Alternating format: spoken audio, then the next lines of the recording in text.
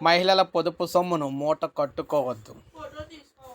మహిళా సంఘాలు బ్యాంకులో డిపాజిట్ చేసిన 25,000 కోట్ల పొదుపు సొమ్మును సహకార బ్యాంకులకు మార్చాలని వ్యవసాయ శాఖ ప్రత్యేక ప్రధాన సొమ్మును సహకార బ్యాంకులకు మార్చాలని వ్యవసాయ శాఖ ప్రత్యేక ప్రధాన కార్యదర్శి గారు అయితే చేసిన ప్రతిపాదనను సీఎం చంద్రబాబు ఇక్కడ నిర్వర్ధ్యంగా తిరస్కరించారన్నమాట.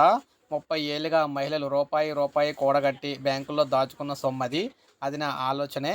ఆ సొమ్మును తాకొద్దు అని స్పష్టం చేశారు. కలెక్టర్ల సదస్సులో భాగంగా జోన్ 1 జిల్లాల ప్రత్యేక అధికారిగా రాజశేఖర్ మాట్లాడుతూ బ్యాంకు రుణాల విషయాన్ని ప్రస్తావించారు. పొదుపు సంఘాలకు ఇచ్చే రుణాలపై బ్యాంకులు 9-13% వడ్డీ వసూలు చేస్తున్నాయి. పొదుపు సంఘాలు దాచుకున్న 25,000 కోట్లు తీయనివ్వటం లేదు. ప్రస్తుతం సహకార బ్యాంకులన్నీ కూడా ఆన్లైన్ అయ్యాయి. లోటుపాట్లు ఉండవు.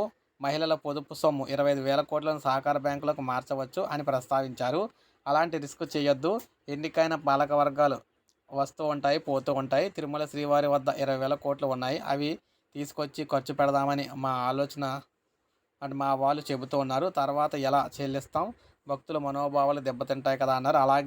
మహిళలకు సంబంధించి మహిళలు ఏవైతే ఉన్నాయో మహిళల పొదుపు సొమ్మును ఎట్టి పరిస్థితుల్లో ముట్టుకోవడానికి అయితే లేదు. గత ప్రభుత్వం అలాగే మహిళల సొమ్ములను దానికి దీనికి మళ్లించి మొత్తం వాడేశారు. సో ఎట్టి పరిస్థితుల్లో అలా డ్వాక్రా మహిళలకు అన్యాయం చేయడానికి అయితే ఒప్పుకోనని చెప్పేసి ఈయన అయితే అన్నారన్నమాట.